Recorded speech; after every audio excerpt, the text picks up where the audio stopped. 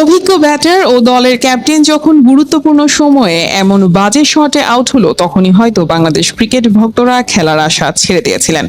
Match যখন সমানে সমান, ঠিক তখনই দায়িত্বজ্ঞানহীনতার পরিচয় দেন মেহেদী হাসান মিরাজ।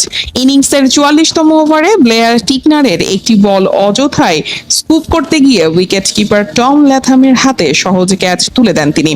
মিরাজের অবিবেচনা প্রসূত শটে শেষ পর্যন্ত হার মানতে হলো বাংলাদেশকে। তাওহিদ হৃদয়ের একাকী লড়াই কেবল হারের ব্যবধানই কমিয়েছে। 248 রানের চ্যালেঞ্জিং লক্ষ্য তাড়া করতে নেমে মাত্র 21 রানে 2 উইকেট হারিয়ে চরম চাপে পড়ে বাংলাদেশ। সেই ধ্বংসস্তূপ থেকে দলকে টেনে তোলেন সাইফ হাসান ও লিটন দাস। দুইজনের 93 রানের অনবদ্য জুটি বাংলাদেশকে ম্যাচে ফিরিয়ে আনে।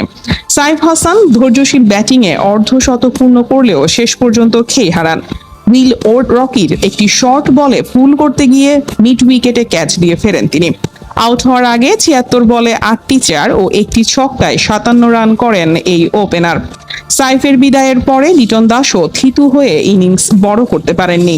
ব্যক্তিগত 46 রানে ফক্সক্রফটের বলে প্যাভিলিয়নে ফেরেন তিনি।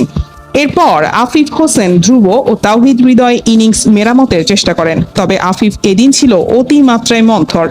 49 বলে মাত্র 27 রান করে আফিফ বিদায় নিলে দলীয় 184 রানে চতুর্থ উইকেট হারায় টাইগাররা। ইনিংসের 44তম ওভারে ব্লেয়ার টিকনারের একটি বল অযথায় স্কুপ করতে গিয়ে উইকেট কিপার টম ল্যাথামের হাতে সহজ ক্যাচ তুলে দেন তিনি। দলের গুরুত্বপূর্ণ সময়ে এমন অবুঝ শিশুদের মতো শট খেলে মিরাজ বিদায় নিলে গ্যালারিতে থাকা ভক্তদের জয়ের আশা ফিকে হয়ে যায়।